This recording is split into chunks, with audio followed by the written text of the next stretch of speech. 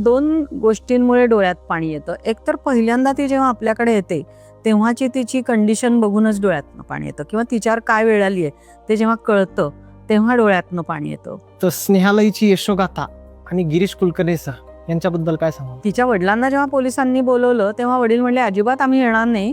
परिवर्तनाच्या पहाटमध्ये ते एक वाक्य मला खूप भावलं कवितेतलं, अश्रू त्यांचे पुसायला माणूस व्हायचंय मला. UK मधल्या एका संस्थेनी ती स्पर्धा ठेवली होती. त्याच्यात जगभरात आपला 3रा नंबर आला स्नेहालयच्या शाळेचा. तिला काहीतरी त्रास होतोय म्हटल्यानंतर आम्ही डॉक्टरांना दाखवलं. त्यांनी चांगली तपासणी केल्यानंतर लक्षात आलं की तिचा हार्ट फक्त 30%च काम करतं. नमस्कार मंडळी, मी श्रीकांत जायभाई द $1 मिलियन स्टोरीजमध्ये पुनश्च आपलं एकदा सरचे स्वागत. मंडळी, स्वातंत्र्यवीर सावरकर म्हणून गेलेत की देहाकडून देवाकडे जाताना मध्ये देश लागतो आणि आपण त्या देशाचे काहीतरी देणे लागतो. आजच्या तरुणांसाठी एक समाजकार्य पडद्यामागची भूमिका घेऊन करताना एक व्यक्तिमत्व खास आपल्याला दिसतंय आणि त्या व्यक्तिमत्वाची भेट घेण्याकरता आपण आज खास आलेलो आहे. तर आपल्यासोबत आज आहेत शुभांगी कोपरकर मॅम. तर नमस्कार मॅम, पुनश्च एकदा आपलं द $1 मिलियन स्टोरीजमध्ये सहर्ष स्वागत. मॅम, सुरुवातीला आम्हाला तुमचा शैक्षणिक प्रवास जाणून घ्यायला आवडेल. शैक्षणिक प्रवास म्हणजे तुझ्याच सारखा आहे ना.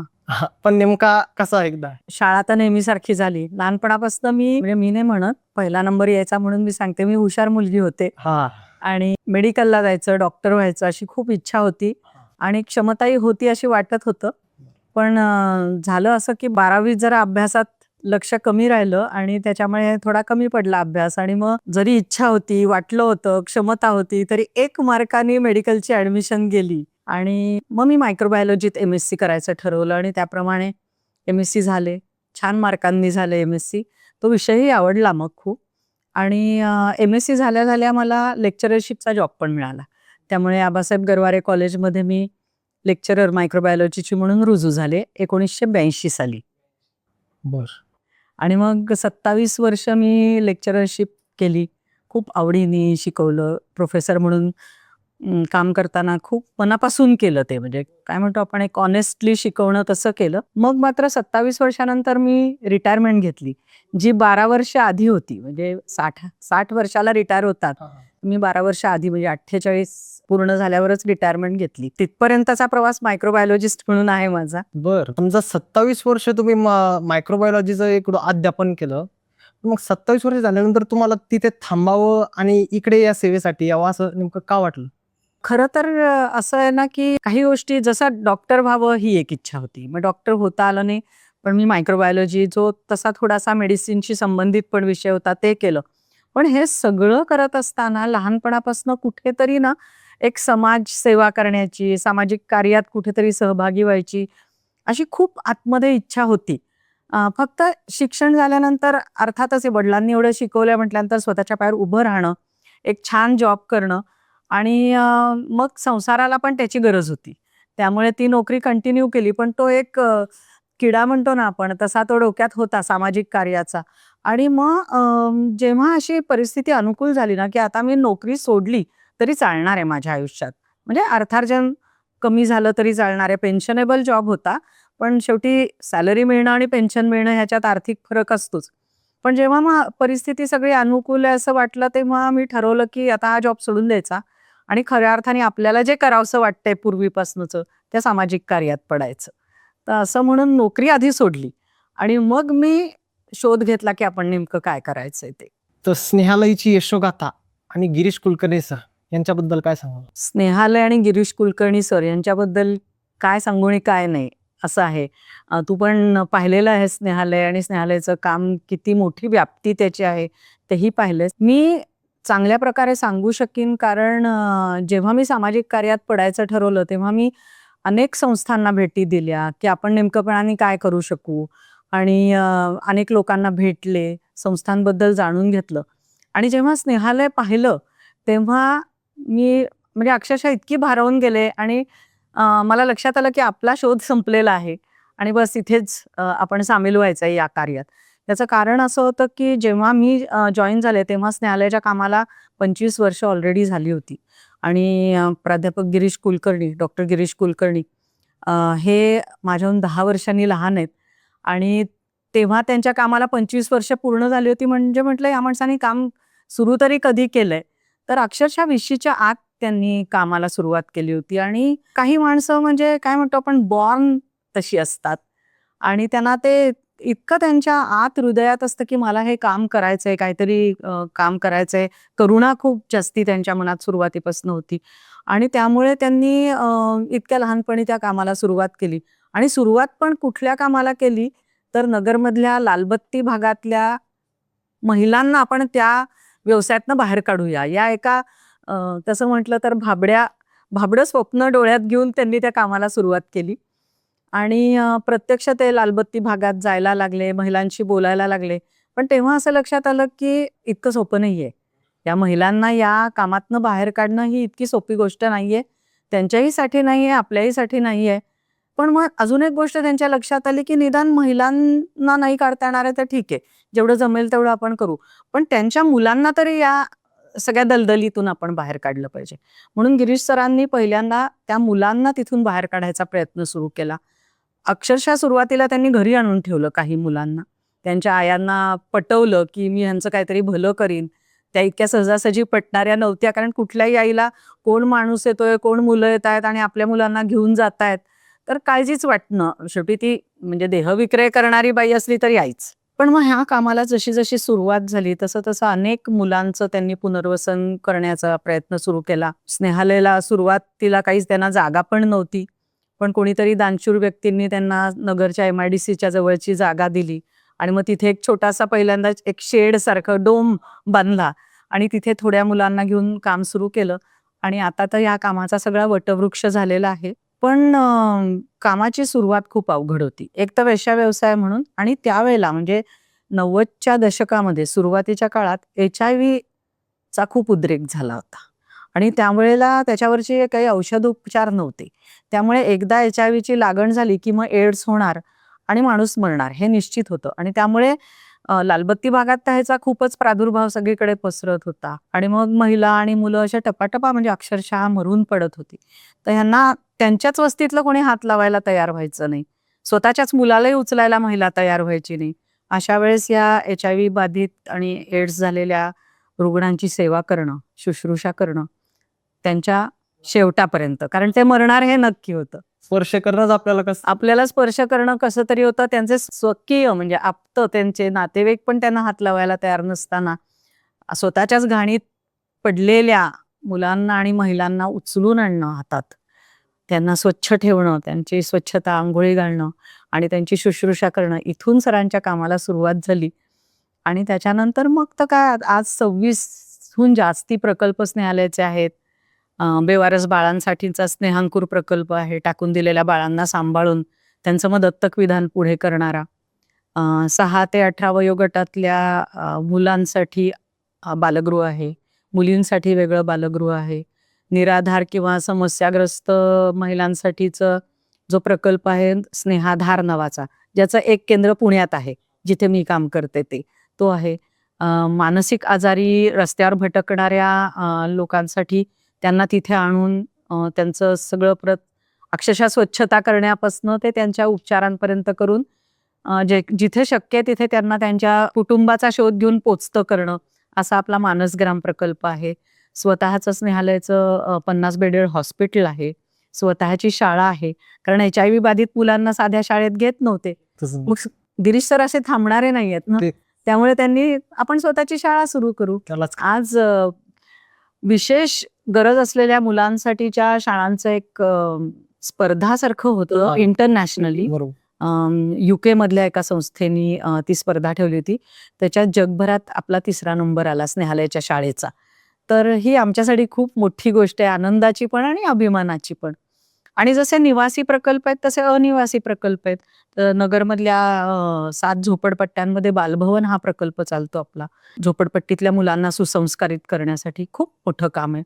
आणि युवा निर्माणचा तर तू एक कॅम्पर आहेस, युवकांना मार्गदर्शन, हे एक मोठं काम आहे. तर ते एक मला विचारायचंय, तुम्ही स्नेहांकुरचा उल्लेख केला. मॅम आम्ही तिथे गेलो त्यावेळेस आपल्यालाच आपली दुःख डोंगरा एवढी वाटतात, पण तिथे गेल्यानंतर खरंच डोळ्यातून पाणी येऊन अक्षरशः आम्ही खाली आलो ते बघून सगळं. तर तुम्ही स्नेहांकुर बद्दल नेमकं सांगाल कसं, की कसा स्नेहालयाकडून त्याचा सांभाळ केला जातो त्या बाळांचा? स्नेहांकुर हा जो प्रकल्प आहे ना, खरोखरीच जे तू म्हणलास, आमच्या अक्षरशः डोळ्यात पाणी आलं. खरोखरी हृदयाला स्पर्श करणारा प्रकल्प असं मी त्या स्नेहांकुर प्रकल्पाचं वर्णन करू शकेन एका वाक्यात जर करायला सांगितलं तर. या प्रकल्पाचं काम सुरू झालं ते 2003 मध्ये आणि गिरीश सरांच्या पत्नी प्राजक्ताताई ह्यांचं हे ब्रेन चाइल्ड आहे असं आपण म्हणू शकू. त्यांच्या डोक्यात ती कल्पना आली आणि आपण बातम्या ऐकतो की कुठेतरी रस्त्याच्या कडेला, प्लॅटफॉर्मवर, गटारात, रेल्वे लाईनवर अशी कचरा कुंडीत नुकतंच जन्मलेलं बाळ कोणाला तरी सापडलं किंवा 2 दिवसाचं असेल किंवा हा. काय. तर ह्या बाळाला जगायचा अधिकार आहे. बरोबर. बरोबर. ते जन्माला आलंय म्हटल्यावर त्याला जगायचा अधिकार आहे. तर त्यामुळे त्याला आपण सांभाळायचं. त्याला आरोग्य संपन्न करायचं. कारण जेव्हा असं बाळ टाकून दिलं जातं ना, तर 2 गोष्टी असतात. एक म्हणजे कुठली आई आनंदाने कुठलंही बाळ टाकून देत नाही. ती प्रचंड मनावर दगड ठेवून हे काम करते. आणि का करते तर तिला त्याला सांभाळणं शक्य नसतं. तिची त्या बाबतीत असहाय्यता असते. तिला ती एक तर ती अत्याचारित असेल किंवा कुमारी माता असेल, कुठल्या तरी अशा कारणामुळे ती त्याला सांभाळणार नाही म्हणून ती टाकते. हे टाकण्यापूर्वी बऱ्याचदा असं झालेलं असतं, जर घरच्यांना हे कळलेलं असेल किंवा ती स्वतः सुद्धा हे बाळ होऊ नये म्हणून प्रयत्न करते. त्याचे त्या बाळावर परिणाम झालेले असू शकतात. त्याच्यामुळे त्याच्यात काहीतरी कमतरता म्हणा, व्यंग किंवा असं पण असू शकतं. दुसरं म्हणजे जेव्हा हे बाळ टाकून दिलं जातं, अगदी जन्मल्या अशा वेळेला टाकतात की अजून त्याच्या शरीरावरचं काय रक्त म्हणा किंवा इतर जे स्त्राव असतात आईच्या शरीरातले ते सुद्धा धुतलेले नसतात. अशा वेळेस त्या बाळाला मुंग्या लागतात. मुंग्यांनी भरलेलं असतं बाळ किंवा त्या वासाने कुठेतरी कुत्र्या मांजरांनी येऊन त्याला काहीतरी एखादा लचका तरी तोडलेला असतो. अशा परिस्थितीत सुद्धा ही बाळं सापडतात. धड त्याचा श्वासोच्छ्वास नीट चालू नसतो. या बाळांना उचलून आणून त्यांना पूर्ण आरोग्य संपन्न करणं हे पहिलं स्नेहालयाचं काम असतं, स्नेहांकुर प्रकल्पाचं. आणि ह्याच्यासाठी मग कुठल्याही प्रकारची म्हणजे अगदी उत्तमातली उत्तम जी ट्रीटमेंट द्यावी लागेल ती आम्ही देतो. त्याच्यासाठी कितीही खर्च करावा लागला तरीही स्नेहांकुरकडून केला जातो.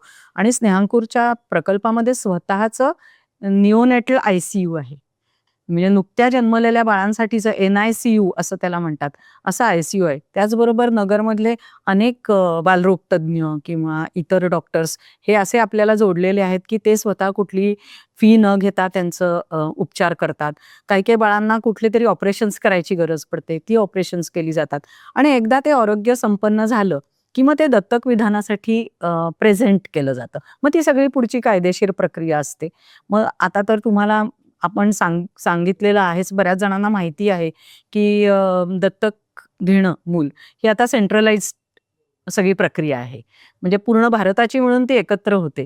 मला एक पूर्वी असं होतं की मला बाळ दत्तक घ्यायचंय तर मी एखाद्या संस्थेकडे जाईन, तिथे काय बाळं आहेत ती बघीन, मला मुलगा हवाय का मुलगी, किती महिन्याचा हवाय का एखाद्या वर्षाचा हवाय, आणि मग मी आता तसं करता येत नाही. त्यामुळे हे बाळ मग दत्तक विधानासाठी कायदेशीररित्या त्याची एनरोलमेंट होते. आणि मग जेव्हा जे दत्तक घेऊ इच्छिणारे असतात त्यांची एक वेटिंग लिस्ट असते आणि त्या वेटिंग लिस्टवर त्या बाळाचा स्वीकार जे पालक करतात त्यांच्याकडे मग ते दत्तक म्हणून सोपवलं जातं. ही सगळी कायदेशीर प्रक्रिया करणं हे स्नेहालयाचं मुख्य काम असतं. जे पालक असतील त्यांचे होम व्हिजिट करून ते खरंच या बाळाला सांभाळण्याच्या दृष्टीने केपेबल आहेत ना, सक्षम आहेत ना, इतर काही तिथे समस्या नाहीये ना, हे बघणं हे सुद्धा संस्थेचं काम असतं. हे झालं बाळांच्या बद्दल बरं का. पण स्नेहालय संस्था एकंदरीतच असं स्वतःला कधी मर्यादा घालून घेत नाही ना, त्याच्या पलीकडचंही काम करते. तर ह्या बाळांचं काम करताना असं लक्षात आलं की आपण थोडं प्रोएक्टिव्हली आधीच पुढे जाऊन काम करावं. कोणीतरी बाळ सापडलंय मग ते आपल्याकडे आणून देणार असं कशाला. मग स्नेहांकुरच्या सगळ्या कार्यकर्त्यांनी काय केलं की नगर जिल्ह्यातल्या सगळ्या छोट्या छोट्या गावांमध्ये ना त्यांनी आशा सेविका असतील किंवा तिथली प्राथमिक आरोग्य केंद्र असतील यांच्याबरोबर संपर्क खूप वाढवला. आणि कुठल्याही गावात एखाद्या महिलेवर अशी वेळ आली आहे की तिला ते बाळ नको असणार आहे पण तिच्यावरती ते लादलं गेलंय मातृत्व, तर अशा वेळेस न्यायालयाचे कार्यकर्ते आधीच तिथे पोहोचतात. त्यांना ती खबर मिळाली की ते त्या कुटुंबाला समजावून सांगतात, समुपदेशन करतात की ते बाळ होऊ नये म्हणून तुम्ही काही उद्योग करू नका, कारण त्यांनी त्या बाळाला त्रास होणार आहे आणि त्या मुलीलाही त्रास होणार आहे, त्या महिलेलाही त्रास होणार आहे. त्याच्यापेक्षा एक वेळ तुमचं काही बाबा इज्जतीचा प्रश्न असेल, तुम्हाला सामाजिक दृष्ट्या लोकांना तोंड दाखवता येत नाही असं असेल, तर तुम्ही तिला आमच्या इथे आणून पोचतं करा. तिचं सुखरूप बाळंतपण करणं त्या बाळणपणाची वेळ येऊस्तोपर्यंतचं तिचं सगळं आहार आणि औषधोपचार ह्या सगळं काळजी करणं एवढंच नाही, तर तिचं बाळंतपण करून ते बाळ तिने आम्हाला कायदेशीररित्या संस्थेला सुपूर्त केल्यानंतर अक्षरशः म्हणजे आपल्याकडे जशी आई मुलीला बाळंतपणानंतर डिंकाचे लाडू, अळीवाचे लाडू देऊन तिची पाठवणी करेल, अक्षरशः तशा पद्धतीने त्या बाळंतिणीची काळजी घेऊन तिला पाठवलं जातं आणि त्या बाळाला उत्तम कुटुंब, आई-वडील कसे मिळतील ह्याचे प्रयत्न केले जातात. तर इतकं मोठं काम आहे आणि एवढंच नाही, कधी-कधी अशी वेळ येते बरं का, की अक्षरशः म्हणजे हे जेव्हा बोलायची वेळ येते तेव्हाच तुम्ही किंवा तुम्ही विचारलत तर ते कळू शकतं, की 13-14 वर्षांच्या किंवा त्याच्याहूनही लहान वयाच्या मुलींवर मातृत्व लादलं गेलेलं आम्ही पाहिलंय. आणि मग स्नेहांकुरचे कार्यकर्ते त्या मुलीची सुद्धा इतकी काळजी घेतातच, पण कधी-कधी कुटुंब तिला सामावून घेत नाही स्वतःमध्ये. मग अशा वेळेस कितीतरी अशा कुमारी मातांचं पूर्ण पुनर्वसन स्नेहांकुरनी केलेलं आहे. म्हणजे तिला शिकायचंय का? ती 9वी झाली आहे का? ती 10वी होऊ देत, ती 12वी होऊ देत. तिला काहीतरी स्वतःच्या पायावर उभं राहण्यासाठी एखादं स्किल डेव्हलप करूयात, तिला जॉब लावून देऊयात. एवढंच नाही, अशा मुलींचे विवाह लावून देण्यापर्यंतचं काम स्नेहांकुरनी केलेलं आहे. तर असं सगळं आहे ते काम. खूप मोठं आहे खूप आणि मानावं लागेल त्या कामाला, म्हणजे ते खरं संतांचं कार्यच संतांचंच कार्य आहे आणि तिथे फक्त हृदयात करुणा पाहिजे आणि कोणाबद्दल आपल्या मनात आकसच नको. म्हणजे काय ही मुलगी आहे, ही असं कसं तिने बाळाला टाकलं, तिचे काहीतरी असहाय्यता आहे, त्यामुळे तिच्याबद्दल आमच्या मनात राग ते नाही. आम्हाला सुरुवातीला भीती वाटली होती तिथे गेल्यानंतर, की हे मुलं म्हणजे HIV हे ते त्याची भीती वाटली होती. पण नंतर सरांनी ते वाक्य वापरलं, की आपला स्पर्शाची जाणीव असली पाहिजे. म्हणजे तुमच्या पुस्तकात सुद्धा परिवर्तनाची पहाट वाचायला लागलो तर ते पूर्ण वाचवल्याशिवाय ते सोडूनच द्यावं वाटत नव्हतं. त्या पुस्तकाची काय पार्श्वभूमी सांगाल तुम्ही परिवर्तनाची पाठ? म्हणजे पूर्ण स्नेहाला त्याच्यातून अभ्यासता येतं प्रत्येक प्रसंग. झालं असं की मी जेव्हा जॉब सोडला तुला सांगितलं आणि मला काहीतरी सामाजिक कार्य करायचंय, मग मी शोध घेत होते आणि मग मी 2013च्या सुमारास 2013-14च्या सुमारास स्नेहालयाची माहिती कळल्यावर स्नेहालयामध्ये गेले आणि तेव्हा स्नेहालय बघत असताना ना मी ज्यांच्या संपर्कातून मी गेले होते त्यांच्याशी बोलताना असं वाक्य मी ऐकलं की आम्ही आता इतकी वर्ष स्नेहालय बरोबर काम करतोय, पण अजूनही आम्हाला स्नेहालय तितकंसं कळलं नाहीये. मी बाहेर इतर लोकांशी जेव्हा बोलले की मी अशी संस्था पाहिली, हा ते ना HIV बाधितांसाठी काम करणारी. कोणीतरी मला म्हणलं हा ते ना डॉक्टर गिरीश कुलकर्णी वेश्यांसाठी काम करतात ते. मग कोणीतरी म्हणलं हा हा त्यांचं अनाथालय आहे ना. म्हणजे कोणाला अनाथालय माहिती होतं, कोणाला वेश्यावस्ती माहिती होती, कोणाला HIV माहिती होतं. माझ्या मनात खरंच असा विचार आला की हे म्हणजे जन्मांधांनी हत्तीचं वर्णन करण्यासारखं झालंय, की ज्यांनी पायाला हात लावला तर म्हणतात हत्ती खांबासारखा, ज्यांनी कानाला हात लावला ते म्हणतात हत्ती सुपासारखा, ज्यांनी शेपटाला हात लावला ते म्हणतात हत्ती दोरीसारखा. आणि ती लीळा चरित्रामध्ये ही गोष्ट आहे की मग जेव्हा एक डोळस माणूस येतो तिथे तर तो म्हणतो की अरे हा हत्तीचा एकू एकू अवयव होय, परी हस्ती नोहे, ऐसा अवयवी युक्त तो हस्ती. तर ह्या सगळ्या अवयवांनी युक्त तो हत्ती आहे. हे मला असं लक्षात आलं की कोणीतरी डोळस व्यक्तींनी लोकांना हत्ती कसा आहे ते सांगणं गरजेचं आहे. आता लोक एक एक अवयव बघतायत त्याचा. मग मी ठरवलं की आपण तितकी खोलवर जाऊन माहिती घेऊया आणि काहीतरी आपल्याकडून समाजापर्यंत ही माहिती कशी पोचेल हा प्रयत्न करू. म्हणून त्याच्या आधी मी एक पुस्तक लिहिलं होतं जे माझे पती डॉक्टर विनय कोपरकर यांच्यावर मी लिहिलं होतं की त्यांनी आमच्या मुलांसाठी काय काय केलं. तर खूप आवडलेल्या बाबाबद्दल असं त्या पुस्तकाचं नाव आहे. हे पुस्तक उन्मेष प्रकाशनतर्फे प्रकाशित झालं होतं. तर उन्मेष प्रकाशनच्या ज्यांचं आहे मेधा राजहंस, ती माझी शाळेतली मैत्रीण. तर मी तिला म्हटलं की अगं असं स्नेहालय संस्था इतकं छान आहे, मी आता त्याच्यात सहभागी झाले त्या कामात, एकदा ये माझ्याबरोबर बघायला. मग ती पण माझ्याबरोबर बघायला आली. परत येताना ती म्हणली की शुभांगी त्याच्यावर पुस्तक व्हायला पाहिजे, तू मदत कर, मी कोण लिहू शकेल ते शोधते. म्हणून मग आम्ही दोघींनी मिळून कोण लिहू शकेल ह्याची पण एक यादी काढली की अमुक व्यक्तींनी अशा प्रकारची पुस्तकं लिहिली आहेत, तमुक लेखिकेने अशा प्रकारची पुस्तकं लिहिली आहेत, मग कोणाला बरं सांगूया वगैरे असं सगळं झालं. ती यादी झाली. मी म्हटलं माझ्या परीने काय माहिती त्यांना पुरवायची ते मी मदत करीन. आणि 2 दिवसांनी मला मेधा राजहंस यांचा फोन आला, शुभांगी तूच का नाही लिहित पुस्तक. तर मी म्हटलं अगं हे खूप मोठं काम आहे आणि एवढं मला झेपेल असं वाटत नाही. माझ्या पतींबद्दल लिहिणं, जे मी आयुष्य त्यांच्याबरोबर जगले ते लिहिणं वेगळं आणि स्नेहालयासारखं इतकं मोठं अफाट ज्याला म्हणू आणि इतकी वर्ष चालत आलेलं काम हे लिहिणं हे अवघड आहे. की म्हणले नाही नाही जमेल तुला, तू असं कर, प्रयत्न तर कर, मग बघूयात. पण मी म्हटलं की असं नुसतं मी एवढंसं बघून लिहिण्यात अर्थ नाही. म्हणून मग मी ठरवलं की स्नेहालय जर आपल्याला खऱ्या अर्थाने जाणून घ्यायचं असेल तर स्नेहालयाच्या संबंधित प्रत्येक घटकाकडून आपल्याला स्नेहालय काय ते समजून घ्यायला हवं. आणि म्हणून मग मी गिरीश सरांच्या आई, त्यांच्या काकू, त्यांचे बालपणीचे शाळेतले मित्र, त्यांच्या पत्नी अर्थातच, त्यांचे नंतर स्नेहालयाच्या कामात सहभागी असलेले त्यांचे सहकारी, कॉलेजमधले मित्र, स्नेहालयामध्ये त्यावेळेला काम करत असलेले कार्यकर्ते, स्टाफ, ह्याचबरोबर सर्व प्रकारचे लाभार्थी, अशा जवळजवळ 75 जणांच्या मुलाखती घेतल्या सविस्तर. आणि त्याच्यामध्ये देहविक्रय करणाऱ्या महिलांच्या पण मुलाखती होत्या, झोपडपट्टीमध्ये राहणाऱ्यांच्या मुलाखती. त्यांना हाच प्रश्न की मला सांगा ना स्नेहालय काय आहे, आणि जे लाभार्थी आहेत त्यांना तुमच्यासाठी स्नेहालयाने नेमकेपणाने काय केलंय. कारण स्नेहालय म्हणतंय हे आम्ही सगळ्यांसाठी केलंय, पण ज्यांच्यासाठी केलंय त्यांनी ते सांगणं गरजेचं आहे. आणि त्यातून मला खऱ्या अर्थाने स्नेहालयाचा आणि गिरीश सरांचा सुरुवातीपासूनचा 1989 साली संस्था स्थापन केली त्याच्या आधीपासनं त्यांनी काय काय कार्य केलं, लहानपणापासून ते कशा वृत्तीचे होते, इथपासून ते स्नेहालयाचं तोपर्यंत, म्हणजे हे पुस्तक माझं 2016 साली प्रकाशित झालं. त्याच्या आधीपर्यंतचा जवळजवळ 25-26 वर्षाचा पूर्ण आढावा त्या पुस्तकामध्ये मी घेतला. आणि त्या पुस्तकाची मी काही अशी उद्दिष्ट ठरवली की स्नेहालयाबद्दल सर्व प्रकाराने सगळ्या बाजूनी लोकांना कळलं पाहिजे. आता मुख्य उद्देश होता गिरीश सरांबद्दल सर्वतोपरी आपल्याला जेवढी त्यांच्याबद्दलची माहिती देता येईल ते देणं. पण ह्याचबरोबर खूप प्रश्न असतात आपल्या मनात, कशी करतात लोक अशी कामं, असं कसं जमलं असेल त्यांना, मग एवढे त्यांचे एवढे सहकारी होते तर त्यांना पण कसं ते काम करावंसं वाटलं असेल, मग कार्यकर्त्याची मानसिकता नेमकी काय असते, किंवा इतक्या सगळ्या प्रश्नांना त्यांनी का हात घातला, आणि हात घातला तो घातला ते इतकं छान पद्धतीने कसं केलं, आणि अजून मग काय काय प्रश्न असू शकतात, हे सगळं मला त्यातनं काही सांगता येईल का. आणि त्याप्रमाणे मग मी त्याचे जे चॅप्टर्स आपण प्रकरणं ती त्याप्रमाणे ठरवली. म्हणजे परिवर्तनाची पहाट हे असं अमुक तारखेपासून सुरू होऊन तमुक तारखेपर्यंत असं कालक्रमानुसारचं नाहीये. त्याच्यामध्ये एक एक आस्पेक्ट घेतलाय आणि मग त्याच्यामध्ये परत सुरुवातीपासून शेवटपर्यंतच्या गोष्टींचे उल्लेख येतात.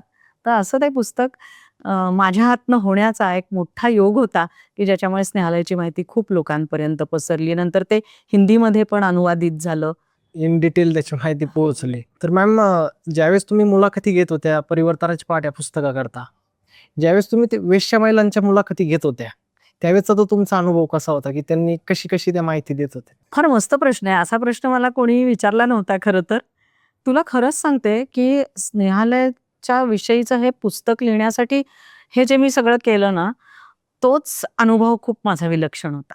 म्हणजे स्नेहालयाच्या मोठ्या मोठ्या कार्यकर्त्यांनी किंवा गिरीश सरांच्या आई किंवा ह्यांनी तर मला इतकं जास्ती ज्याला इनपुट्स म्हणतो आपण, किंवा मला त्याची दृष्टी दिली की काय आहे स्नेहालय, त्याही पेक्षा जास्त जेव्हा मी या महिलांच्या मुलाखती घेतल्या वेश्यावस्तीमध्ये जाऊन, ज्या रेग्युलर तिथे काम करणाऱ्या महिला त्यांच्याशी जेव्हा मी जाऊन बोलले, तर केलं होतं असं की आधी त्यांना म्हणजे आपले जे निवासी प्रकल्पाचे डायरेक्टर आहेत आता प्रवीण मुत्याल म्हणून, ते आणि प्राजक्ताताई या दोघांनी ना माझ्यासाठी या मुलाखती छानपैकी अरेंज केल्या होत्या. म्हणजे त्यांना आधी सांगितलं होतं की अशा अशा एक मॅडम आहेत, त्यांना एक पुस्तक लिहायचंय आणि त्याच्यासाठी तुम्ही त्यांना लागेल ती सगळी माहिती द्या. पण तरी सुद्धा त्यांना त्याचं कितपत आकलन झालंय वगैरे मला काही माहिती नव्हतं.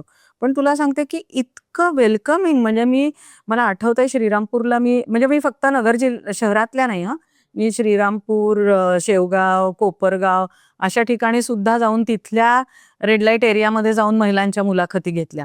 नगरमध्ये तर घेतल्याच. तर त्या अशा माझी वाट बघत, मग मॅडम या न बसा, मग मग कोणीतरी पोहे करून आणले, कोणीतरी चहा करून आणला, असं प्रेमाने. आणि माझी पण धारणा म्हणजे तोपर्यंत माझं काही 1-2 वर्ष का होईना मला म्हणजे स्नेहालयाचा संपर्क होता आणि गिरीश सरांचा सहवास मिळाला होता, त्याच्यामुळे का काय माहिती नाही. माझं पण असं होतं, मला कसं बाई या म्हणजे महिलांशी बोलायचं, कसं या वेश्यांची, असं काहीच नाही वाटलं. म्हणजे ह्याचं मलाच आता आश्चर्य वाटतंय की मी इतकी आरामात त्यांच्यात कशी मिसळू शकले जाऊन. आणि मग असं आत्ता जसं आपण बसलोय तशा एकेका वस्तीमध्ये 4-5 जणी माझ्याशी येऊन गप्पा मारत होत्या आणि त्यांनी इतकं मोकळेपणाने सगळं सांगितलं. उलट होतं त्यांना असं त्यांची कोणीतरी कथा ऐकून घेणारं आजवर कधी मिळालं नव्हतं. त्यामुळे प्रत्येकीने आमचा स्नेहालयाशी कसा संपर्क आला हे तर सांगितलंच, पण लहानपणाच्यापासनच्या गोष्टी सांगितल्या, त्या वस्तीत त्या कशा आल्या हे सांगितलं, काय काय वाईट प्रसंग त्यांच्यावर आले होते हे सांगितलं. आणि म्हणजे गिरीश सरांबद्दल तर काय, म्हणजे भाऊ काय असतो आम्हाला माहिती नाही, भावाचं प्रेम काय असतं आम्हाला माहिती नाही, ते सगळं आम्हाला गिरीश सरांकडून मिळालं. किंवा आमच्यासाठी गिरीश सर म्हणजे देवदूत आहेत किंवा देवच आहेत प्रत्यक्ष, हे प्रत्येकीच्या तोंडचं वाक्य होतं. आणि पुस्तक तर तू वाचलंच आहेस, त्यामुळे त्याच्यामध्ये मी हे सगळं लिहिलेलं आहे की गुप्तरोग आणि HIV यांच्यापासून ह्या महिला मुक्त झाल्या पाहिजेत. जाऊ देत, ते या व्यवसायातनं बाहेर नाही पडू शकणार आहेत, पण त्यांचं आरोग्य तरी चांगलं राहिलं पाहिजे. तर ह्याच्यासाठी गिरीश सर आणि त्यांचे सहकारी सायकलवर बॉक्समध्ये किंवा टोपलीमध्ये कंडोम्स घेऊन त्या महिलांसाठी जायचे. तर हे विलक्षण होतं सगळं. आणि हे त्या महिलांनी जे सांगितलं की काय हा, म्हणजे आम्हाला असंच वाटायचं काय हा मुलगा आणि काय ह्याला आपल्यासाठी जीव तुटतोय, मग आपण हा सांगतोय त्याप्रमाणे ऐकायला तरी पाहिजे. इथपासनं ते आपल्या मुलांसाठी हा किती करतोय. तर ह्या सगळ्या गोष्टी त्या महिलांकडनं ऐकताना माझं आणि त्यांचं एक वेगळ्या प्रकारचं नातं निर्माण झालं. नंतर काही महिला पुण्याला आल्या, माझ्या घरी पण आल्या होत्या. म्हणजे आता मला त्या मैत्रिणी वाटतात खरं सांगायचं तर, पण ह्याचं श्रेय त्यांना आहे. ज्या मोकळेपणाने त्या माझ्याशी बोलल्या त्याला त्यांचं. आणि नुसत्या वेश्यावस्तीतल्या महिलाच नाहीत, आज आपण अजूनही म्हणजे इतकं सगळीकडे खरं तर आता सोशल मीडियावर वगैरे हा विषय आहे, पण तृतीयपंथी LGBTQ+ या सगळ्या गटाबरोबरच स्नेहालयाचं खूप काम आहे. कारण HIV साठी काम करायचं म्हटल्यानंतर मग या सगळ्या लोकांसाठी काम करणं आलं. तर अशा तृतीयपंथी लोकांशी पण मी भरपूर गप्पा मारल्या. मला त्यांचं आयुष्य कसं आहे हे त्यांच्या तोंडून कळलं. तर माझ्यासाठी तर हे म्हणजे खूपच मोठा अनुभव होता. आणि जो मला एनरिचिंग म्हणतो ना आपण, एक प्रगल्भता आपली वाढवणारा हा सगळा अनुभव होता. आणि जो मला एक सामान्य व्यक्ती म्हणून कधीच मिळाला नसता. केवळ स्नेहालयामुळे मला तो मिळाला. तर असं ते सगळं होतं. म्हणजे पुस्तकाची प्रक्रिया जी झाली त्याच्यातला हा एक मोठा खंड आहे असं मला वाटतं. शिबिरामध्ये आम्ही तुमच्या कविता तर ऐकल्याच, पण इकडे प्रश्न पडला की एवढं तुम्ही सूक्ष्मजीवशास्त्राचं अध्यापन करून, पुन्हा इकडं विज्ञानाचं सगळं अध्यापन करून, इकडे मराठीमध्ये तुम्ही वसंत तिलकासारख्या वृत्तामध्ये कविता करता. नेमकं या मराठीतल्या एवढं रसिकतेचं म्हणजे काय तुम्ही वर्णन कराल, नेमकं कसं? खरं तर ना असं काही नाही. आता मी तुला जर म्हटलं की एवढा तू काय, तुझं काय केमिस्ट्री का काय कुठला झुऑलॉजी MSc झुऑलॉजी करतोयस आणि मग तुला कसं काय हे पॉडकास्ट वगैरे असं असतं ना आपलं. म्हणजे आपल्याला कुठली तरी एक वेगळी आवड असतेच. मग ती कोणाला ऍक्टिंगची असेल, कोणाला इतर कुठली कला असेल, पेंटिंग वगैरे असेल. माझ्या कवितांच्या बाबतीत सांगायचं तर मुळात मराठी भाषेबद्दल मला खूप जास्ती प्रेम आहे. म्हणजे आता सुद्धा तुझं बघितलंस तर माझ्या बोलण्यामध्ये शक्य तितकं सगळं मराठीच येतं. म्हणजे मी मराठी बोलताना ते भाषेचं प्रभुत्व भाषेचं मला प्रेम आहे तेवढं. पण कवितांविषयीचं प्रेम माझ्या आईमुळे मला जास्ती. म्हणजे माझी आईचे वडील पण आजोबा माझे, त्यांना सगळ्यांना कविता खूप पाठ होत्या त्यांच्या लहानपणीपासनच्या. आणि बऱ्याच कविता अशा असतात की आता बालकवींसारख्या माझ्याही आईनी लहानपणी त्या शिकल्या, मला पण पाठ्यपुस्तकात त्या होत्या. तर कविता पाठ करायच्या, कविता म्हणायच्या. माझी आई कविता करायची पण. तर हे थोडंसं एक वारसा म्हणतो ना असा आपण, तो आईकडनं कवितांचा मिळाला. आणि मराठीची आवड, कविता वाचायची, म्हणायची आवड, याच्यातनं करायला लागले कविता सुद्धा. आणि अगदी अलीकडे आता तू हे वृत्ताचा जो उल्लेख केला की वसंत तिलकासारख्या वृत्तात सुद्धा खरंच थोडं अवघड आहे रचनेसाठी. काही बरीच वृत्त तशी सोपी असतात. पण 2022 पासनं म्हणजे ही सोशल मीडियाची मला मिळालेली गिफ्ट असं मी म्हणेन. की Facebookवर मला कविता आवडतात म्हणून मी कोणाच्या तरी कविता वाचत होते. त्याच्यातनं वृत्तबद्ध कविता करणाऱ्या काही जणींच्या कविता वाचल्या. मग त्याच्यातनं मी त्यांच्याशी संपर्क केला आणि त्याच्यातनं एक मैत्रीण झाली. वर्षा बेंडिगेरी कुलकर्णी म्हणून, त्या स्वतः खूप चांगल्या कवयित्री आहेत. आणि त्यांचं एक वृत्तबद्ध कविता, कला आणि शास्त्र असं त्यांनी लिहिलेलं पुस्तक माझ्या हाती आलं. आणि त्याच्यातनं मला एक प्रेरणा मिळाली की आपण पण वृत्तबद्ध कविता करायचा अभ्यास, शेवटी हा अभ्यास आहे की कुठलंही शास्त्र अभ्यासाशिवाय नाही अवगत होऊ शकत. तर हा प्रयत्न करूया. आणि म्हणून मग गेली 3-4 वर्ष मी वृत्तबद्ध कविता करतेय. मॅम, तुमची एखादी वृत्तबद्ध कविता आम्हाला ऐकायला आवडेल. म्हणजे माझी आवडती असं नाही म्हणत, कारण मीच केलेल्या माझ्या सगळ्याच आवडत्या आहेत. आपण थोडंसं देश, हा. समाज असं काही काही बोलतोय म्हणून त्या दृष्टीनीची कविता ऐकवते. नाहीतर वृत्तबद्ध म्हटलं ना तर अगदी साधं वृत्त. मालिनी हे जे वृत्त आहे, वदनी कवळ घेता नाम घ्या श्रीहरीचे, हे हे माहिती आहे तुम्हाला वृत्त. तर तशा वृत्तात मी एक कविता छान पावसावर केली आहे. सळसळ करताना पान पानास बोले, भरून जल पाहना मेघ कोठून आले. तर अशा तर आहेत. वसंत तिलका हे मोठ्या बहराचं वृत्त आहे, लांब लांब मोठ्या मोठ्या ओळींचं. तर ही एक छान कविता मला सुचली त्या वृत्तामध्ये. ही तुम्हाला माहिती असलेली वृत्त म्हणून झलक सांगितली. आता वृत्त हजारो आहेत बरं का, अशी काय आपल्याला शाळेत थोडीशीच असतात. तर एक केतुमाला नावाचं वृत्त आहे. त्या वृत्तामध्ये मी एक रचलेली 3च कडव्यांची कविता आहे, पण विषय खूप तुम्हाला आतपर्यंत पोचेल असा आहे. तुम्हाला आठवत असेल तर 2 वर्षापूर्वी, साधारण 1.5-2 वर्षापूर्वी कलकत्त्याला एक घटना घडली की एका डॉक्टरवर अत्याचार झाले मेडिकल कॉलेजमध्येच. आणि ती घटना जेव्हा घडली ना तेव्हा नुकती जन्माष्टमी आली होती. बरोबर. तर त्यावेळेला मला काय सुचलं, मी खूप अस्वस्थ झाले होते कारण मी महिलांविषयीच्याच कामात आहे. त्यामुळे हे काय भयानक तो प्रसंग होता, त्याने मी खूप अस्वस्थ झाले होते आणि जन्माष्टमी होती. तर तेव्हा सुचलेली ही कविता वाचून दाखवते. वृत्त आहे केतुमाला. कोणी कळ्यांना खुडावे, कोणी फुले कुस्करावी, ही रीत होई जगाची, आशा कशी जागवावी. सैराटल्या वासनांना सांगा कसे आवरावे, रक्ताळल्या लक्तरांना सांगा कसे सावरावे. बेधुंद त्या राक्षसांचा निप्पात त्याने करावा. आता आपल्या हाताबाहेर गेलेल्या गोष्टी असं वाटलं मला. बेधुंद त्या राक्षसांचा निप्पात त्याने करावा, आकांत ऐकून आता श्रीकृष्ण जन्मास यावा, आकांत ऐकून आता श्रीकृष्ण जन्मास यावा. तर ही जन्माष्टमीला सुचलेली कविता होती त्या पार्श्वभूमीवर. शब्द खूपच लागणारे शब्द आहेत त्या कवितेचे. तर मॅम, परत एक माझा प्रश्न आहे की स्नेहालयचाच एक खूप मोठा प्रकल्प पुण्यामध्ये स्नेहाधार चालतो, तो तुमच्या अंतर्गतमध्ये चालतो, त्याबद्दल तुम्ही काय सांगाल? स्नेहाधार हा प्रकल्प स्नेहालयाचा आता खूप आधीपासून होता की महिला आणि मुलांसाठीच काम करायचं होतं. त्यामुळे निराधार असं नाही, पण वंचित, पीडित, अत्याचारित कुठल्याही प्रकारच्या समस्येत असलेल्या महिलेला आपण ताबडतोब मदत केली पाहिजे, या उद्देशाने काम करणारा हा प्रकल्प आहे. त्यासाठी कटिबद्ध असलेला आहे. जेव्हा मी स्नेहालयाच्या कामामध्ये सहभागी झाले तेव्हा माझ्याही आधीपासून काम करणारी बरीच मंडळी होती पुण्यात स्नेहालयासाठी. पण तेव्हा काम काय होतं, तर स्नेहालयाला पुण्यातनं आर्थिक मदत मिळवून द्यायची, देणग्या मिळवून द्यायच्या, वस्तुरूप असतील किंवा आर्थिक असतील, किंवा स्नेहालयाचे काही विद्यार्थी समजा पुण्यामध्ये शिकायसाठी आले, पुढील शिक्षणासाठी, तर त्यांना जी काय लागेल ती मदत करायची. पुस्तकं हवी आहेत का, त्याची जेवणाची सोय करायची आहे का, राहण्याची सोय करायची आहे का, अशा प्रकारचं काम करत होतो. आणि त्यावेळेला गजानन देसाई आणि सुजाता देसाई या दाम्पत्यानी स्नेहालयाला एक प्लॉट डोनेशन मध्ये दिला कात्रजच्या जवळ आंबेगाव या भागामध्ये, जांभूळवाडी रोडवर. आणि मग प्लॉट मिळाल्यानंतर आता तिथे काहीतरी आपण उभारायला पाहिजे. मग काय करायचं, स्नेहालयाचं खूप प्रकारचं काम आहे, पण आपण पुण्यात काय सुरू करायचं. तर तेव्हा जे विचार मंथन झालं त्याच्यात असं लक्षात आलं की बऱ्याच महिला मदत मागायला स्नेहालयाकडे नगरला जातात पुण्यातनं. याचा अर्थ पुण्यामध्ये गरज आहे कोणीतरी आश्रय देण्याची अशा महिलांना. आणि आम्ही म्हटलं पुण्यात तर कितीतरी संस्था आहेत महिलांसाठी काम करणाऱ्या. मग आम्ही जेव्हा त्याचा अभ्यास केला तेव्हा लक्षात आलं पुण्यात महिलांसाठी काम करणाऱ्या संस्था खूप आहेत, पण शेल्टर होम्स खूप कमी आहेत.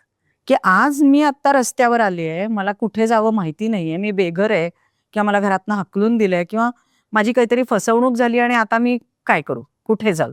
तर अशा वेळेला तातडीने सुरक्षित आश्रय देणाऱ्या संस्था खूप कमी होत्या. म्हणून आम्ही ठरवलं की इथे तसं शेल्टर होम उभं करायचं. आणि मग 2 वर्ष अक्षरशः झोळी घेऊन, पैसे मिळाले तर पैसे, विटा मिळाल्या तर विटा, वाळू मिळाली तर वाळू, सिमेंटचं पोतं मिळालं तरी चालेल, असं करत जवळजवळ 90 लाख वर्थ असलेला म्हणजे असा तो प्रकल्प उभारायला, जिथे 20 ते 25 महिला एका वेळी राहू शकतील एवढी मोठी फॅसिलिटी आहे. निवासी संकुल आहे ते आमचं. आणि मग काम मोठं जोरात सुरू झालं, म्हणजे खऱ्या अर्थाने आमचं काम सुरू झालं. तोपर्यंत फक्त स्नेहालयाला आम्ही मदत करत होतो.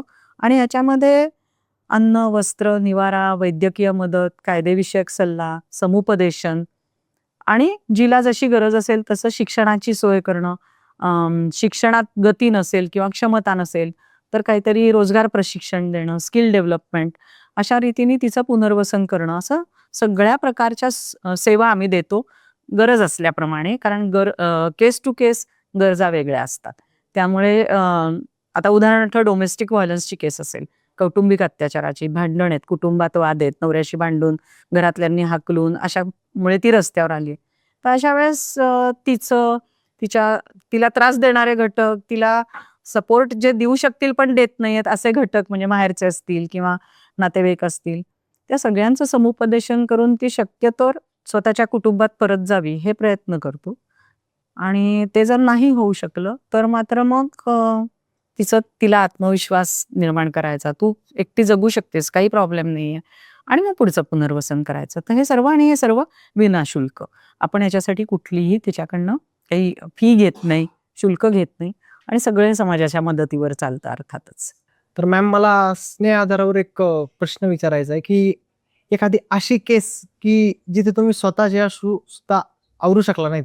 खरं सांगायचं तर रात्रंदिना आम्हा युद्धाचा प्रसंग, तसं रात्रंदिना आम्हा रडण्याचा प्रसंग, बरोबर आहे. अशी खरं तर स्नेहाधारबद्दल सांगावं लागेल. कारण 2 गोष्टींमुळे डोळ्यात पाणी येतं. एक तर पहिल्यांदा ती जेव्हा आपल्याकडे येते तेव्हाची तिची कंडिशन बघूनच डोळ्यातनं पाणी येतं, किंवा तिच्यावर काय वेळ आली आहे ते जेव्हा कळतं तेव्हा डोळ्यातनं पाणी येतं. म्हणजे येतच त्याला काय. आता मध्यंतरी एक मुलगी आमच्याकडे पोलिसांतर्फे आली. पोलिसांनी तिला आणलं की असं 10-10:30ला पेट्रोलिंग करणारे त्यांचे मार्शल्स असतात, त्यांना ती मुलगी आणि एक मुलगा असे खूप जोरजोरात भांडतायत असं दिसलं. म्हणून त्यांनी त्यांना चौकीत नेलं, आणि मग त्यांच्या लक्षात आलं की तो मुलगा काहीतरी तिला त्रास देतोय, ते खरे एकत्रच राहतायत पण अमुक तमुक. तर ते म्हणले की आत्ता तरी हिला आपण पोलीस चौकीत ते ठेवून घेऊ शकत नाही, म्हणून ते तुमच्याकडे आमच्या इथे आणलं, आणि हिला आत्ता तरी आश्रय द्या. मग आम्ही वडिलांशी संपर्क साधायचा प्रयत्न करतोय. त्या मुलीची केस काय होती, तर ती त्या मुलाबरोबर नुसतीच राहत होती. 21 वर्षाची मुलगी फक्त. काय ती त्याच्याकडे आकर्षित झाली असेल असं माहिती नाही, आणि जिथे तो तिला घेऊन राहत होता तिथे तो तिला कुठली कुठली काहीतरी दारूतरी पास काहीतरी असं करून वेडं-वाकडं तिच्याबरोबर काय काय करत होता. आणि तेवढंच नाही, त्यानंतर त्यांनी वेगवेगळी ड्रग्ज वगैरे अशी तिला द्यायची सवय केली, आणि तिचे अक्षरशः हात असे सगळे काय म्हणतो काळं निळं झाल्याच्या डागांनी भरलेले.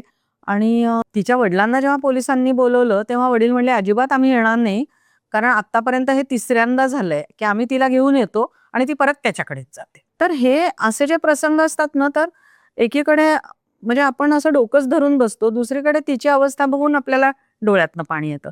किंवा मगाशी मी म्हटलं तसं की 12 वर्षाची मुलगी प्रेग्नंट आहे, अशी जेव्हा केस आपल्या डोळ्यासमोर येते तेव्हा डोळ्यातनं पाणी येतं. त्याचबरोबर काही अशा घटना घडतात की आपण छान पुनर्वसन एखाद्या मुलीचं केलंय तेव्हा सुद्धा डोळ्यातनं पाणी येतं. अरे, आपण किती अवघड परिस्थिती छान हाताळली, यांनी सुद्धा डोळ्यातनं पाणी येतं. सक्सेस स्टोरीनी डोळ्यातनं पाणी येतं, तसंच एखादं आमच्या प्रयत्नांना यश न येणं यांनी पाणी येतं.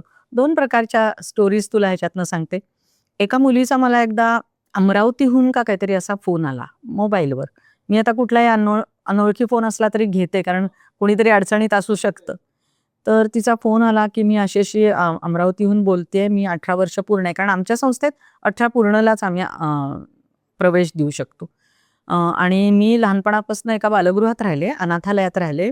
मी HIV पॉझिटिव्ह आहे, आणि आता 18 पूर्ण झाल्यामुळे बालगृहातनं मला बाहेर पडावं लागलंय. मी माझ्या आजीकडे आले, पण आजी मला रोज त्रास देते की अजिबात इथं राहायचं नाही, तू आता माझ्या डोक्याला एक त्रास झालेली आहेस, माझं खाणार आणि माझ्याच डोक्याला त्रास होणार, तू आत्ताच्या आत्ता इथून निघून जाता, मी जाऊ कुठे, तर तुमच्या संस्थेत मला प्रवेश मिळेल का? तर मी म्हटलं हो मिळेल प्रवेश.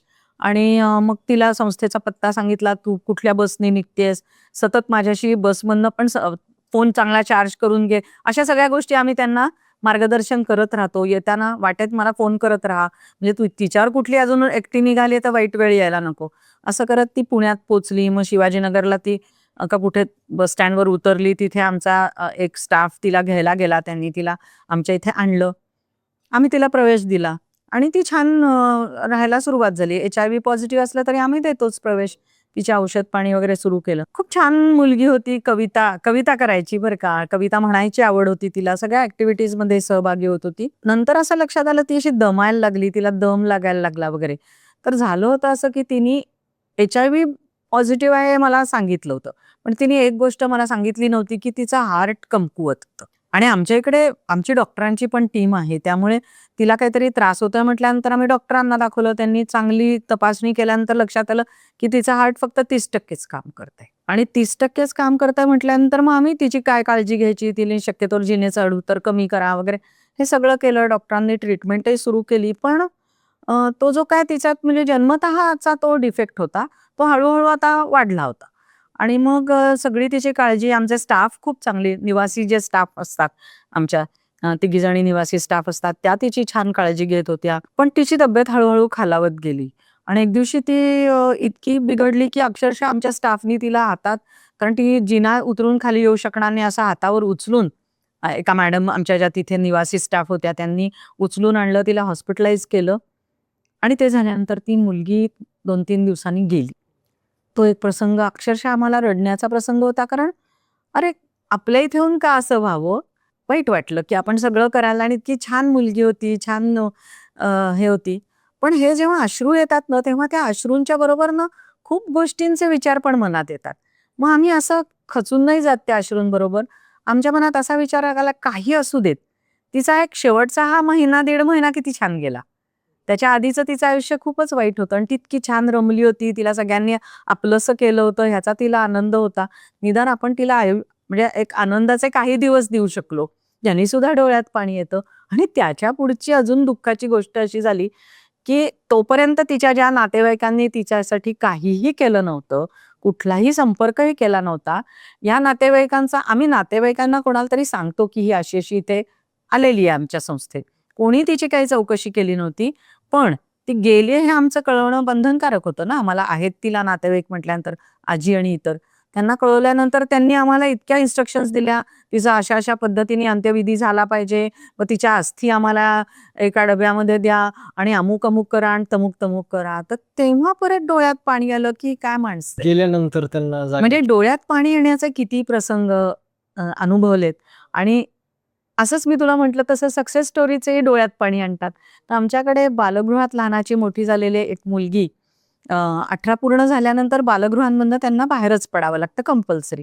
आणि मग ते आफ्टर केअर म्हणतात की त्याच्यानंतर अजून काही दिवस तिला काळजी आणि संरक्षणाची गरज आहे. तर त्याच्यासाठी आमच्या संस्थेकडे, आमच्या सारख्या संस्थांकडे सोपवलं. तशी ती आमच्याकडे आली होती. इतकी हुशार मुलगी, हातात कला तिच्या, मग तिला आम्ही फॅशन डिझायनिंग शिकवलं. ती म्हणली मला शिकायचंय. मग तिला BA ला मुक्त विद्यापीठाला ऍडमिशन घेऊन दिली. असं सगळं छान, ती इतकी छान रुळली आमच्या इथे. आणि आता 21 डिसेंबरला स्नेहालयात तिचा विवाह आम्ही लावून दिला.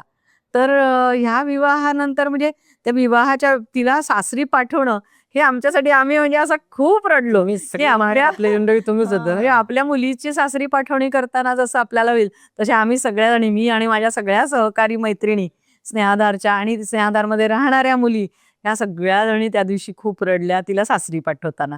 असं रडण्याचं म्हणजे सक्सेस सुद्धा रडवतं आणि फेल्युअर रडवतं. त्यांची परिस्थिती बघून रडायची वेळ येते.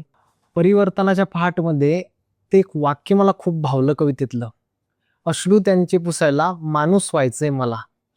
तर हे वाक्य याच्या संदर्भात तुम्ही काय सांगाल की नेमकं कसं, की आता स्नेहालयाचाच प्रसंग घ्या की 25 वर्ष वेश्या व्यवसाय केलेल्या जोगदन मॅम त्या आज अध्यक्ष होता स्नेहालयाच्या, की नेमकं हे पहाट तर झाली आता, पण तो अंधार कसा होता त्यावेळेचा, त्याच्याबद्दल काय सांगा? कसं आहे ना, समाजामध्ये खूप प्रश्न आहेत आणि कुठलाच प्रश्न असा स्वतंत्र नसतो. सगळे इंटरलिंक्ड असतात, एकमेकांना जोडलेले आहेत प्रश्न. म्हणजे दुष्काळ आहे म्हणून दारिद्र्य आहे, दारिद्र्य आहे म्हणून तर आपल्या मुलींना आपण सांभाळू शकणार नाही, मग असहाय्यतेने पालक त्या मुलींना विकतायत, मग त्या वेश्या व्यवसायात येत आहेत, मग त्याच्यातून त्यांना व्यसनं लागतायत, मग त्याच्यातून त्यांची मुलं वाईट मार्गाला लागतायत, मग त्या गुन्हेगारीकडे वळतायत.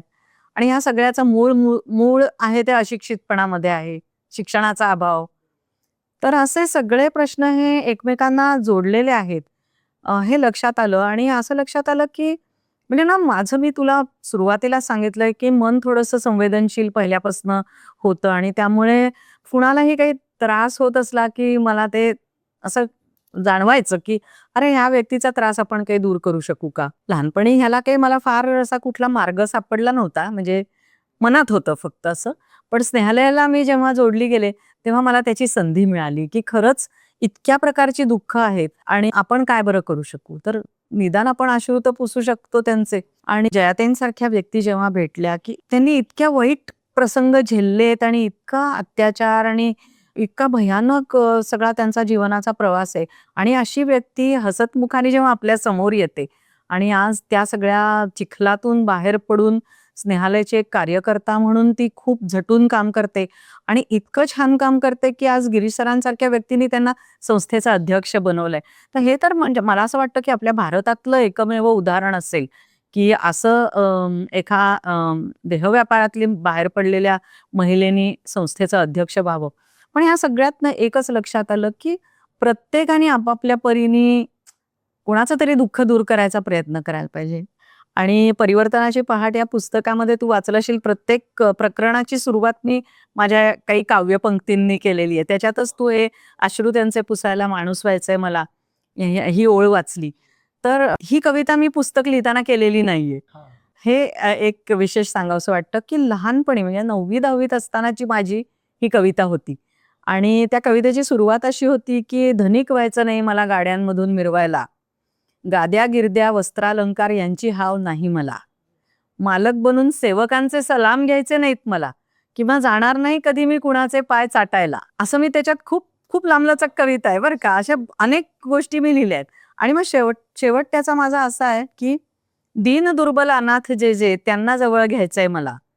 त्यांच्या दुःखी जीवनात सुखाची पहाट फुलबाग फुलवायला, काट्यांची फुलं करायला, जखमेवर फुंकर घालायला, अश्रू त्यांचे पुसायला माणूस व्हायचंय मला. तर हे मी लहानपणी लिहिलेलं होतं. ते मला आत्ता आठवलं हे पुस्तक लिहिताना, की अरे खरंच आपल्या नशिबाने आपल्याला ती आता संधी मात्र खरंच मिळालेली आहे. आणि जे माझ्या मनात मी कल्पना केली होती, ते मला स्नेहालयाच्या रूपाने प्रत्यक्ष बघायला मिळालं. आणि स्नेहालय हाच संदेश समाजाला देतोय. आज नवीन युवकांना, नव्या पिढीला सुद्धा, की अश्रू त्यांचे पुसायला माणूस व्हायचंय मला, हे लक्षात ठेवा. बाकी तर तुम्ही हे मला करिअर करायचंय, एवढ्याचं पॅकेज मिळवायचंय वगैरे असे सगळे विचार आपण सातत्याने मुलं करत असतात, तरुण मुलं. पण अश्रू त्यांचे पुसायला माणूस व्हायचंय मला, तर एक माणूस म्हणून तुम्ही छान व्हा. हे आपण समाजापर्यंत नेलं पाहिजे असं वाटलं. मॅम, स्नेहालयाच्या शिबिरामध्ये आम्ही सरांची मुलाखत ऐकली होती. तर मला एक वैयक्तिक प्रश्न विचारायचा आहे, की मी वि. स. खांडेकरांच्या एका पुस्तकामध्ये वाचलंय, की विसीतलं प्रेम हे तिसीत बदलत असतं, पण त्याला तुमची प्रेम कहाणी ही अपवाद आहेत. म्हणजे तुमचा तो 55 वर्षाच्या प्रेमाचा प्रवास आत्ताच्या तरुण पिढीला तुम्ही काय सांगा? खरं सांगू का, की मी जरी काही सांगायचं म्हटलं ना श्रीकांत, तरी मला नाही माहिती की ते कितपत मुलांना पटेल, रुचेल किंवा आतमध्ये शिरेल. पण मला एक नक्की माहिती आहे, की तुमच्यासारखी जी मुलं आमच्या संपर्कात येतात, ती नक्की या गोष्टींनी प्रभावित होतात किंवा काहीतरी छान त्यांना त्याच्यातनं संदेश मिळतो. आणि म्हणून हा खरं तर मला असं वाटलं फार वैयक्तिक प्रश्न आहे, पण तरी मी उत्तर देते ह्याचं. किंवा या निमित्ताने मुलांना मला काही सांगायला मिळालं तर खूप आवडेल आणि म्हणून मी बोलते त्याविषयी. कसं आहे ना, की आमची जी पिढी आहे, ज्या काळात आम्ही प्रेमात पडलो, म्हणजे आम्ही अगदी 9वी-10वीत असतानाची आमची ओळख आणि त्याच्यानंतर 11वी-12वी हा खरा तो प्रेमात पडण्याचा आमचा काळ किंवा प्रेमात बुडण्याचा काळ असं म्हटलंच तरी चालेल. मगाशी मी जे म्हटलं 12वीत लक्ष लागलं नाही अभ्यासात, त्याचं कारण हेच होतं.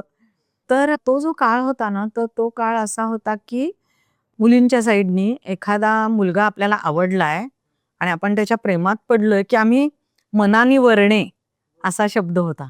वर्ण म्हणजे त्याला आपण पती मानणं. हा, बरोबर. म्हणजे लगेच काय आपण लग्न करणार नाही आहोत, पण करणार तर ह्याच्याशी करणार.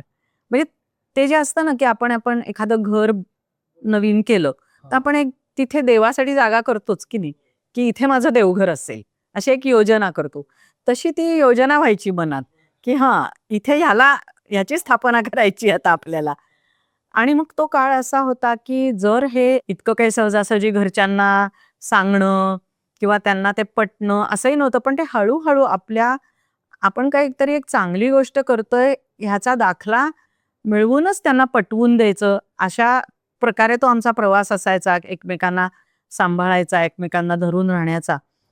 त्यानंतर काही कारणामुळे, काही परिस्थितीमुळे समजा आपल्याला नाही एकत्र येता आलं. अशी पण तेव्हा जोड्या असतील, की आज आम्ही नशीबवान होतो, आमचं खरंच लग्न झालं आणि आमचा तो प्रवास पुढे चालू राहिला प्रेमाचा. पण अशा पण काही जोड्या असतील, की ज्यांचं ते होऊ नाही शकलं. पण तो काळ असा होता ना की माझं तिच्याशी लग्न नाही होऊ शकलं ना, मी जन्मभर अविवाहित राहीन. वा. इतकं प्रेम, समर्पण ते समर्पणाच्या भावनेतनं त्या काळचं प्रेम होतं. ही एक गोष्ट होती. आजचं प्रेम इतकं वेगळं आहे की तो मला काय देणार, त्यांनी मला काय गिफ्ट दिलीये, त्यांनी माझ्यासाठी काय केलंय किंवा तिने मला काय दिलंय, ती मला काय देऊ शकणार आहे, ती काय देऊ शकणार आहे किंवा तो काय देऊ शकणार आहे, ह्या अपेक्षां सगळं हे आहे. म्हणजे जो काय सीन म्हणतो आपण किंवा सिनॅरिओ तो असा आहे. आणि आमच्या तेव्हा असं होतं, मी त्याच्यासाठी काय करू शकीन, त्याला मी काय केलं की छान वाटेल, मग मी साडी नेसली की त्याला छान वाटेल का, मग त्याला वाटायचं की मी हिला मोगऱ्याचा गजरा दिला तर ही खुश होईल का. म्हणजे मला अजूनही आता केस कापल्यानंतर तर आता गजरा घालायची वेळ येत नाही, पण मोगऱ्याचा गजरा बघितला की मी इतकी ज्याला नॉस्टॅल्जिक म्हणतात तशी होते. कारण काय की सर त्यावेळेला माझ्यासाठी ते सायकलवरनं यायचे मला भेटायला आणि रुमालामध्ये मोगऱ्याची फुलं आणि त्याच्यावर असं पाणी बिणी मारून आणायचे ती टवटवीत राहावी म्हणून. तर इतक्या छोट्या छोट्या एकमेकांसाठी केलेल्या गोष्टीतनं आनंद, अपेक्षा काहीच नाही पण मिळाल्याचा आनंद आणि करण्याचा आनंद एकमेकांसाठी, हा तो जमाना होता. आणि त्याच्यानंतर तू जो प्रश्न विचारलात की विशीतलं प्रेम तिशीत राहत नाही, तर प्रेम हे प्रेमच असतं, फक्त त्याचे आविष्कार बदलत राहतात. प्रेम प्रेम बदलत नाही, आविष्कार बदलतो. अर्थातच सुरुवातीच्या काळामध्ये आपण लहान असतो, एकमेकांचं आकर्षण, एकमेकांना बघावसं वाटणं, एकमेकांना भेटावसं वाटणं, पुढे जाऊन एकमेकांना सपोर्ट करणं, मग एकमेकांमध्ये काहीतरी, म्हणजे आमचं तरी असं होत गेलं की अरे ह्याला हे जमत नाही का, मग मी ते करीन त्याच्यासाठी, मला ते जमत नाही का, तो माझ्यासाठी करेल. म्हणजे कॉम्प्लिमेंट करणं असं जे इंग्लिशमध्ये म्हणतात तसं. आणि ह्याच्या पुढे जाऊन एकमेकांबद्दल रिस्पेक्ट. कारण असं नसतं की दोघं सेमच असतात स्वभावानी, वृत्तीनी वेगवेगळे असतात, पण मला तुझ्यातल्या गुणांचा आदर आणि तुला माझ्यातल्या गुणांचा आदर आणि माझ्यात नसलेल्या काही गोष्टींचा कन्सर्न आणि त्यात मदत, असं जर असेल ना तरच ते प्रेम असं अजून घट्ट घट्ट होत जातं ना पुढे. आणि इतकं छान होत जातं ना की आता उदाहरणार्थ सरांचं तुला माहितीये सर, सरांचा पिंड खेळाडूचा आहे आणि स्पोर्ट्स बद्दल त्यांना प्रचंड, आणि माझं अगदी उलट होतं. अभ्यास आपण आपला सिन्सिअरली अभ्यास करायचा, मार्क छान मिळवायचे, खेळ बीळ म्हणजे असं उन्हाळ लोकांचं काम आहे असं मला वाटायचं. आणि मी खूप म्हणायचे, अरे विनय अभ्यासाला वेळ दे, अभ्यास कर, ते करणं आता आवश्यक आहे. मला वाटायचं खेळ म्हणजे उन्हाळपण आहे. पुढे जाऊन जेव्हा आमचं लग्न होऊन आमचं आयुष्य पुढे सुरू झालं ना, मला त्या स्पोर्ट्समन असण्याचे त्याला कसे फायदे झाले आयुष्यात ते कळले, की अपयश पचवायची कशी ताकद येते, जिद्दीने पुढे जाण्यासाठी स्पोर्ट्समन कसे प्रयत्न करतात. फक्त अभ्यासात मार्क नाही मिळाले खचलो असं होतं. तर मला त्याच्यामुळे त्या खेळाबद्दलही आकर्षण वाटलं. किती तुला सांगते की मी इतकी मला आवड निर्माण झाली नंतर की शून्य आवड खेळाची असणं, खेळले तर नव्हतेच कधी, पण खेळाकडे ढुंकूनही न बघणारे मी आज ॲथलेटिक्स पासून फुटबॉल पर्यंत, आणखीन कुठल्या जिम्नॅस्टिक्स पासून ते टेनिस पर्यंत सगळे खेळ, क्रिकेट पर्यंत अत्यंत आवडीने आणि समजून घेऊन बघते. तर हे पण प्रेमापोटी झालं की अरे विनयला इतकं आवडतंय ना, मग त्याच्याबरोबर आपणही बॅडमिंटनची मॅच बघायला जाऊया, कबड्डीची पण मॅच बघायला जाऊया. आधी काही त्याच्यात आवड नव्हती, पण त्याला आवडतंय ना म्हणून जाणं ह्याला प्रेम म्हणतात. आणि त्यातून हा फायदा झाला. आणि एक्झॅक्टली असंच सरांचं झालं. त्यांना असं ते कविता, आणि मला जशी निसर्गाची आवड आहे, फुलं, पानं, झाडं, नद्या, डोंगर, असं त्यांना काही नव्हतं. सगळं पण हिला आवडतंय ना, मग हिच्याबरोबर आपण ते बघू. मी जर दाखवलं, पहा ना हे फुल किती सुंदर आहे, की त्यांना काही वाटो किंवा न वाटो, हो हो खरंच सुंदर आहे असं म्हणायला ते लागले. आणि त्याच्यातून त्यांनाही आवड निर्माण झाली, ज्याच्यामुळे आज ते तितक्याच आवडीने त्यांनी फार्म हाऊस बनवलंय, तिथल्या झाडांचा, तिथल्या निसर्गाचा ते आनंद घेऊ शकतात. तर आविष्कार बदलत जातात प्रेमाचे. मग मुलांचं करणं आहे, मग मुलांचं एकदिलानी करणं, मुलांचं करताना सुद्धा मतं वेगळी असू शकतात. त्यांना वाटलं मुलाला खेळाडू बनवावं, तर मी म्हणणार नाही नाही नाही नाही नाही नाही बनवायचं, असं आमचं नाही. त्याला वाटतंय ना, मग आपण त्याच्यात मदत करू. मला जे वाटलं त्याच्यात त्यांनी तसंच भूमिका घेतली.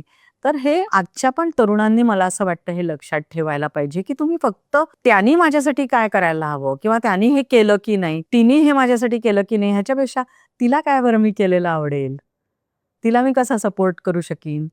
शेवटी प्रेमच हवंय ना आपल्याला, पण प्रेम देण्याने मिळतं जास्ती. काय मिळतंय ह्यानी प्रेम नाही मिळत. प्रेम दिलं की प्रेम मिळतं. असा एक संदेश मला या निमित्ताने मुलांना द्यावासा वाटेल. आणि एक त्याच्यामध्ये तुमची निष्ठा पाहिजे, त्याच्यामध्ये पेशन्स पाहिजे.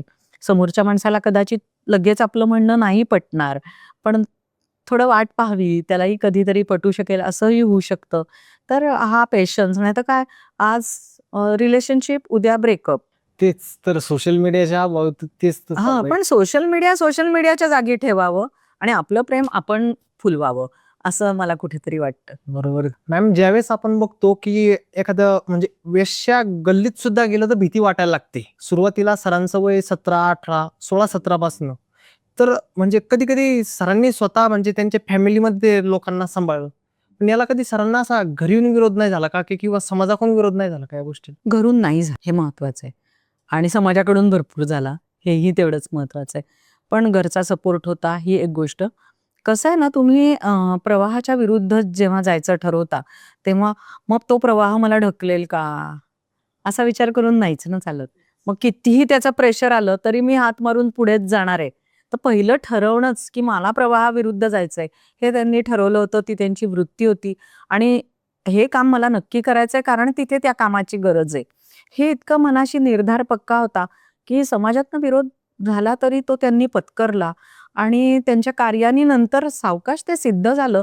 नंतर लोकं त्यांना मानायला लागले. पण सुरुवातीला जेव्हा वेश्यांची मुलं घरात आणून ठेवली, तेव्हा त्या मुलांच्या आठवणीने वेश्या पण त्यांना भेटायला वगैरे यायला लागल्या. मग इतक्या चांगल्या वस्तीत आजूबाजूला जेव्हा सगळी काय म्हणतो आपण त्याला, पांढरपेशी लोकं राहतायत आणि तिथे त्या बायका येऊन बाहेर बसायला लागल्या, म्हटल्यावर लोकांनी तक्रार करायला सुरुवात केली सरांच्या वडिलांकडे. "अहो, काय तुमचा मुलगा कसलंय काम करतो? सामाजिक कामच करायचं तर काहीतरी अनाथांसाठी करू दे, अपंगांसाठी करू दे, वृद्धांसाठी करू दे, काही दुसरं नाहीये का काम करायला?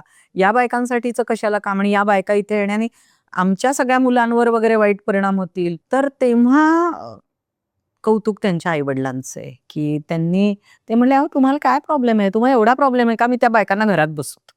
सरांचे वडील म्हणले, "त्या बाहेर बसल्याने तुम्हाला प्रॉब्लेम आहे का?" म्हणजे त्यांनी कुठे ते डळमळीत झाले नाहीत. आणि याचं कारण सरांच्याच तोंडून आपण ऐकतो, की सर म्हणले, माझ्या आई-वडिलांनी मला सपोर्ट केला, ही खूप मोठी गोष्ट आहेच. पण त्यांना एक माहिती होतं, की आपण जर सपोर्ट केला नाही, तर हा त्या वस्तीत जाऊन राहील त्या बायकांच्यासाठी. कारण इतकं त्यांनी ते डोक्यात आता वेड घेतलेलं आहे. हे त्याची त्यांना जाणीव होती, की हा असा जिद्दी मुलगा आहे आणि तो काम तर चांगलंच करतोय. त्याचा हेतू चांगलाच आहे. असं त्यांना ही खात्री होती, की म्हणून तो बिघडणार नाहीये. काम चांगलं. काम चांगलं आहे. पण समाजातनं विरोध झाला. HIV बाधितांसाठी काम करताना विरोध झाला.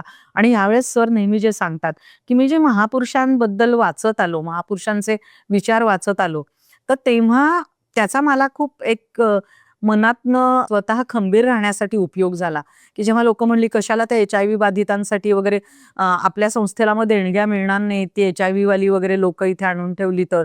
तर तेव्हा सर म्हणले, की मी विचार केला, की गांधीजी या ठिकाणी असते तर त्यांनी काय विचार केला असता. गांधीजींना जेव्हा गुजरातमध्ये तिथे एक विद्यापीठ चालू करायचंय असं झालं, तेव्हा त्याच्यासाठी देणग्या गोळा करायच्या होत्या. आणखीन लोकांनी सांगितलं, की तिथे अस्पृश्यांना प्रवेश असेल तर आम्ही देणग्या नाही देणार. तर ते म्हणले, "मग मी संस्था नाही काढणार एक वेळ."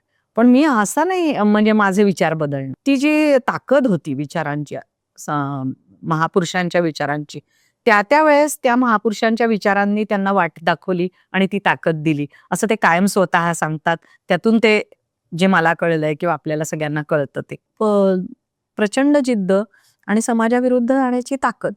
त्यामुळे समाजाचा विरोध झाला, पण तो मावळला. बरोबर आहे. सरांच्या बाबतीत तर म्हणावं लागेल की शृंखला पायी असू दे मी गतीचे गीत गाईन, दुःख अगदी, अगदी. उधळण्याचा तास वळणा वेळ. अगदी, अगदी खरं. पण आता जर विचार केला, शिवराय जन्माला यावी तर दुसऱ्याच्या घरात, आई वडील सध्याचे हाच विचार करतात की माझ्या मुलाचं सेटलमेंट कसं होईल. अगदी बरोबर आहे. पण तुम्ही गिरीश कुलकर्णी सरांकडे बघून काय नेमका तरुणांना सल्ला द्या? कसं आहे ना, की गिरीश कुलकर्णी सर ही एक महान व्यक्ती. त्यामुळे प्रत्येक माणूस तसाच होऊ शकेल का? तर नाही. पण आपण त्याचबरोबर हे पण बघतो, की आज गिरीश सरांमुळे तशा प्रकारची विचारधारा स्वीकारलेले किती तरुण आहेत. आपण अनिल गावडे सरांना तुम्ही भेटलात, हनीफ सर आहेत, प्रवीण मुत्याल सर आहेत. अनेक असे घडले, बाळासाहेब बारवळे तू पाहिलेस, स्नेहांकूरचे. तर ही सगळी माणसं सरांच्या विचारांनी घडली ना. त्यामुळे विचार नक्कीच संक्रमित होऊ शकतात. फक्त ती ती ती भेट घडायला हवी थोडीशी. नुसतं कदाचित नुसतं माझ्याकडून कळून होणार नाही.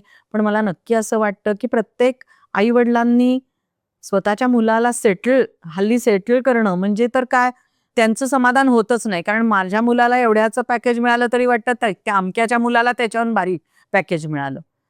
तर असे विचार न करता आपण अजून जाता जाता, हल्ली तर एकच मूल असते, 1 किंवा 2 मुलं असतात. आपण अजून कोणाचं काही थोडंसं भलं करू शकू का, याचा आईवडिलांनी विचार करावा. आणि पूर्वीच्या काळी जे भावंड असायची ना, म्हणजे आम्ही लहानपणी आमची चुलत भावंड वगैरे आमच्या बरोबर होती, किंवा एकाच कुटुंबात जास्ती मूल, त्यामुळे ना भावंडांसाठी करायचं, एकमेकांसाठी काहीतरी करायचं, ही भावना लोपच पावत चालली आहे. कारण मुलांना भावंड नाही आहेत आता. असं आहे, माझ्यासाठी आईवडिलांनी एवढं सगळं केलंच पाहिजे. तर ह्यांना जर त्यांनी थोडंसं समाजातले ज्यांना कोणी नाहीये अशा मुलांच्या संपर्कात आणलं, त्यांना दाखवलं नेऊन, की पहा तुम्हाला एवढं सगळं ह्यांना कमी आहे, तर कुठेतरी त्यांच्या मनात ती भावना रुजेल, की अरे आपणही त्यांच्यासाठी काहीतरी करायला हवं. असं होईल असं मला वाटतं. आणि त्या दृष्टीने स्नेहालयाचे तर कायमच प्रयत्न असतात, की फक्त लोकांकडनं देणग्या मिळवणं नाही, तर सर नेहमी, म्हणजे गिरीश सर नेहमी असं बोलतात, की स्नेहालयाने ही भावधारा लोकांपर्यंत पोहोचवली पाहिजे. आज स्नेहालय एक छोट्या रोपट्यापासून वटवृक्ष झालाय, पण ती राष्ट्रीय प्रेरणा व्हायला पाहिजे. नुसती एक मोठी संस्था काम करणारी, एवढं इथे पूर्णविराम नकोय आपल्याला. तर ती एक प्रेरणा व्हावी, आणि त्यासाठी आपला युवा निर्माणचा प्रकल्प जो आपला मोठा आहे, ज्याच्यात युवकांना आपण आता जो आपलं शिबिर झालं निवासी, त्याचं शीर्षकच असं आहे, आत्मशोध आणि समाजभान. तर तुम्ही स्वतः काय आहात, मला काय जमू शकेल, मला काय आवडणार आहे करायला, याचा शोध तर घ्याच एकीकडे. पण फक्त स्वतःचा विचार करण्यापेक्षा स्वतःच्या पलीकडे पण जा, आणि आपल्या आजूबाजूला असलेल्या एखाद्या तरी प्रश्नात आपण काही करू शकतो का. त्या शिबिराबद्दल काय सांगाल, की त्याची निवड कशी केली जाते दरवर्षी विद्यार्थी? त्याची निवड तर आपण काय करतो, की आपण एक ऍप्लिकेशन फॉर्म ज्याला म्हणतो अर्ज, तो वेगवेगळ्या कॉलेजांकडे, संस्थांकडे, सोशल मीडियावर वगैरे पाठवतो, ज्याच्यामध्ये काही प्रश्न असतात, एक 4-5 प्रश्न. त्या मुलांनी तो फॉर्म भरून ते प्रश्नांची उत्तरं भरून पाठवायचं. त्याच्यातनं साधारण त्या मुलाला तिथे येण्याचा नेमका उद्देश काय आहे, की तो आपला गंमत म्हणून सगळे जात आहेत म्हणून शिबिराला येऊ इच्छितोय, का खरंच त्याला काही त्याच्यातनं साध्य करायचंय. याच्यावरून आपण पहिले एक ज्याला शॉर्टलिस्टिंग म्हणतात, ते करतो. आणि मग त्याच्यातून आपण प्रत्यक्ष त्यांची डॉक्टर कोपरकर स्वतः त्यांच्याशी बोलतात, त्यांची मुलाखत घेतात. त्यातून पुढचा टप्पा निवडीचा होतो, आणि मग त्या निवडलेल्यांमधनं फायनल 40 जण जे आपण निवडतो, ते दुसऱ्या इंटरव्ह्यू नंतर निवडतो. तर अशी त्याची प्रक्रिया आहे. चाळणी करून विद्यार्थी तिथपर्यंत. चाळणी करून विद्यार्थी. आणि त्याच्यामध्ये अजून एक आमचा हे आहे थोडासा, की जी ग्रामीण भागातली मुळातली मुलं आहेत, म्हणजे आता शिकायला शहरात आली आहेत, पण ज्यांचं मूळ गाव छोटं आहे, मुक्काम पोस्ट काहीतरी वगैरे, तर अशा मुलांची निवड आम्ही का करतो, 2 उद्देशांनी. एक तर अशा मुलांनी सारखं फक्त शहरांकडे आकर्षित होण्यापेक्षा आपल्या गावाचाही थोडासा विचार जाता जाता करावा, ही एक गोष्ट. दुसरी, त्यांना संधी कमी मिळालेल्या असतात. शहरात वाढलेल्या मुलांना संधी बऱ्यापैकी मिळालेल्या असतात, वेगवेगळ्या स्वतःला शोध घेण्याच्या, मला काय काय करता येईल ह्याच्या. त्या संधी त्यांना कमी मिळालेल्या असतात. म्हणून ग्रामीण भागातल्या मुलांवर आमचं जरा जास्ती लक्ष केंद्रित असतं. ही काही अट नाही आहे, की शिबिराला येणारा मुलगा किंवा मुलगी ग्रामीण भागातलीच पाहिजे, पण आमचं ते एक हे असतं लक्ष त्याच्यावर. तर मॅम, आपला आता शेवटचा प्रश्न आहे. ज्यावेळेस आमिर खान स्नेहालयाला येणार होते, त्यावेळेस 2 दिवसा अगोदरच सरांचे वडील वारले होते. तर त्यावेळेस सुद्धा सर त्या कार्यक्रमाला हजर होते, आणि ते सगळं म्हणजे आश्चर्यकारक गोष्ट होती, की एवढं हँडल करणं, एवढं समर्पण त्या गोष्टी करता. तर तुम्हाला वाटतंय का स्नेहालयाबद्दल एखादा चित्रपट बनावा? म्हणजे आता परिवर्तनाची पहाट पुस्तक तर तू वाचलंच आहेस. ते पुस्तक वाचतानाच आपण चित्रपट बघतोय असं वाटतं, असं मला लोकांनी अभिप्राय दिले. तेच वाटतं. तर खरोखरीच म्हणजे चित्रपट हे खूप चांगलं माध्यम आहे, की जसं प्रकाश बाबा आमटे हा चित्रपट आल्यानंतर खरं तर किती आधीपासनं बाबा आमट्यांचं काम, प्रकाशजी आणि विकासजी या दोघांचंही काम केवढं मोठं काम आहे. आणि खरं तर ते खूप पद्धतीने लोकांपर्यंत पोहोचलेलं असायला हवं होतं. पण आपल्या लक्षात येतं, की सिनेमाच्या माध्यमातून ते खूप लाखो लोकांपर्यंत पोहोचलं. तर मला विचारशील तर मला नक्कीच असं वाटतं, की स्नेहालयवर एखादा चित्रपट निघाला तर खूप छान होईल. खूप प्रत्येकापर्यंत ते पोचेल, आणि चित्रपट व्हावा इतके नाट्यमय प्रसंग सुद्धा सरांच्या आयुष्यात आहेत. त्यांनी जे काम केलंय ते असं नुसतं एका जागी बसलेत, एका प्रश्नावर काम करत राहिलेत असं पण नाही. इतक्या प्रश्नांना ते भिडलेत आणि इतका संघर्ष केलेला आहे. म्हणजे एका बाजूला संघर्षात्मक आणि एका बाजूला रचनात्मक अशी दोन्ही प्रकारची कामं आणि ज्याच्यासाठी एक काय म्हणतो डॅशिंग असणं पण आवश्यक आहे आणि त्याचबरोबर अत्यंत करुणेचा ओलावा हृदयात असणं आवश्यक आहे. अशा सगळ्या गुणांनी एखादा माणूस असा काय म्हणतो संपन्न असतो आणि तो समाजासाठी आणि सरांची पर्सनॅलिटी की किती हसतमुख आणि इतकं साधेपण त्यांच्यात की म्हणजे मी आता सामाजिक काम करतोय, मी अशा प्रकारची म्हणून माझा वेश असा, असं पण त्यांचं काही नाहीये. आज टी-शर्ट घातलेले असतात, उद्या झब्बा घालतात. आपल्यातलेच एक वाटतात. तेच. आणि त्यांच्याकडं म्हणजे एकही पद त्या संस्थेचं नाहीये. हे सगळ्यात विशेष आहे. त्याबद्दल अगदी. तुम्ही काय सांगाल? कुठलंही पद ते सुद्धा त्यांना गांधीजीच्या विचारातनं त्यांनी घेतलं, की आपण संस्थेचं काम विश्वस्त भावनेतून करायचंय. एक सत्ता आपल्या हाती यावी ह्या भावनाच नाहीये त्याच्यामध्ये कुठली आणि पदाविना अधिकार असू शकतो. जर आपण मनापासून काम करत असू, मला पद नसेल तर मी काहीच करू शकणार नाही. मग मला कोण आपल्याला ऐकेल, कोण आपलं ऐकेल, कोण आपल्याला विचारेल असं काही नसतं. तुम्ही मनापासून काम करत असाल तर तुम्हाला तुमचं ऐकणारे, तुम्हाला फॉलो करणारे असे सहकारी सुद्धा मिळत जातात, मदत करणारे मिळतात. तर पदाविना अधिकार असू शकतो, हा गांधीजींचा विचार घेऊन सरांनी ठरवलं, की आणि मग ते सत्तेचा सत्तेची धुंदी चढतच नाही ना, तर हे सरांचे विचार होते. त्यामुळे त्यांनी कुठलंही हे घेतलं नाहीये. हे खरंच शिवरायांचं स्वराज्य याला म्हणावं लागलं. अगदी, अगदी. आणि जाता-जाता एक कविता ऐकवली तर आवडणार असेल तर ऐकवते. नक्कीच आम्हाला ते खूप ती आवडलं. कविता अशासाठी ऐकवते, की आमच्यासारख्या आता आमची 20 एक महिलांची टीम आहे पुण्यातल्या स्नेहाधारसाठी आम्ही काम करतो. जिला ज्या गोष्टी जमतील त्या प्रकारे त्यांनी जबाबदारी वाटून घेतली आहे. कोणी बॅक ऑफिसचं ॲडमिनिस्ट्रेशनचं काम करतात, कोणी शेल्टरचं व्यवस्थापन बघतात, कोणी समुपदेशनाचं काम करतात, कोणी डोनेशन्स मिळवणं आणि लोकांशी संपर्क हे काम करतात. पण हे सगळं काम आपण आता एवढे अनुभवी आहोत म्हणजे माझं व्यक्तिगत सांगते. तर करू की आपण जनसंपर्क करू, आपण देणग्या आणू, आपण त्यांच्यासाठी त्यांना प्रशिक्षण देऊ, शिक्षण देऊ, असं सगळं होतं बरं का मनात. पण प्रत्यक्ष जेव्हा काम करायला लागलं आणि एक-एक केसेस डोळ्यासमोर यायला लागल्या, तेव्हा असं वाटलं हे जे सगळं आपण ठरवलं होतं ना, हे फक्त काठावरून असे हात मार, तसे हात मार सांगण्यासारखं आहे. हे काही खरं नाही. आणि त्यामुळे प्रत्यक्ष मैदानात उतरून काम आपल्याला करायला पाहिजे आणि तेव्हापासून मी खऱ्या अर्थाने जे झोकून देऊन काम करायचं म्हणते ना, ते माझं तेव्हा सुरू झालं. आणि आता मात्र मी खरोखरी त्याच्यात इतकी की त्या मुलीला, त्या महिलेला कशाची नेमकी गरज आहे? कदाचित तिला नुसती पाठीवर हात फिरवण्याची गरज असेल, कदाचित नुसती स्पर्शाची गरज असेल, कदाचित तिचं ऐकून घेण्याची गरज असेल, कदाचित तिला काही वेगळ्या शब्दात मार्गदर्शन करण्याची असेल. हे प्रत्यक्ष त्याच्यात शिरल्याशिवाय तुम्हाला कळत नाही. हा विचार मांडणारी एक कविता वाचून दाखवते, की मला असं वाटलं पाण्यात उतरायला हवं. बर. मी भेटले जिला ती दुःखात चूर होती. मी भेटले जिला ती दुःखात चूर होती. डोळ्यात आग असूनी ती शांत मूक होती. कधी प्रौढ वाटली ती गंभीर बोलताना. कधी प्रौढ वाटली ती गंभीर बोलताना. जेव्हा कुशीत आली अश्राप मूल होती. निशब्द जाहले मी जाणून सत्य तेव्हा का बाप म्हणवणारी व्यक्तीच क्रूर होती. भेटे पुन्हा नवी जी कथा तिची निराळी. भेटे पुन्हा नवी जी कथा तिची निराळी. पण वेदना उराशी तीही धरून होती. किती जाळल्या बुडाल्या सुनांचं काय काय झालेलं आपण ऐकतो. किती जाळल्या बुडाल्या पण रोवून घट्ट पाय आवाज उठवणारी ती एक सून होती. खूप प्रकारच्या केसेस आमच्याकडे येत गेल्या. कंठात प्राण होते, हातात बाळ होते, परतेल ना कधीही आली जिथून होती. नजरेत भग्न स्वप्न, श्वासात ते उसासे, काहूर आठवांचा ती साठवून होती. HIV बाधित जेव्हा आमच्याकडे येतात, जन्मासवे मिळाले गोंधण अशा व्यथेचे. जन्मतः HIV बाधित असतात. जन्मासवे मिळाले गोंधण अशा व्यथेचे, इच्छा जगावयाची गेली मरून होती. तर ह्या सगळ्या कथा आणि व्यथा पाहिल्यानंतर मनात काय विचार आला त्या शेवटच्या 2 ओळी आहेत. काठावरून कितीही केला जरी मी हात. काठावरून कितीही केला जरी मी हात, तिचं वाचवू कशी ती पाण्यात दूर होती. तिचं वाचवू कशी पाण्यात दूर होती. खरंच कविता ऐकून अंगाला काटा आला. म्हणजे पाण्यात उतरल्याशिवाय माणूस पोहणं शिकत नाही. आणि तिला वाचवू शकणार नाही. त्यामुळे तुम्ही लांबून अगं असं मग हे करूया ते प्रत्यक्ष उतरायला पाहिजे आणि तिथे खरी माझ्या कामाची सुरुवात झाली असं मी म्हणू शकते. जे मला असं वाटतं मी आहे तोपर्यंत ते चालू राहावं. अशा कवितेनं खरंच म्हणजे उद्याचा सूर्य हा चांगला उगवेल. नक्की. थँक्यू मॅम, वेळ दिल्याबद्दल तुम्ही. धन्यवाद.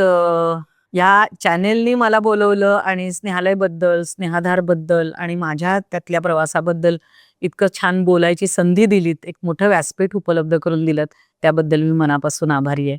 धन्यवाद. थँक्यू.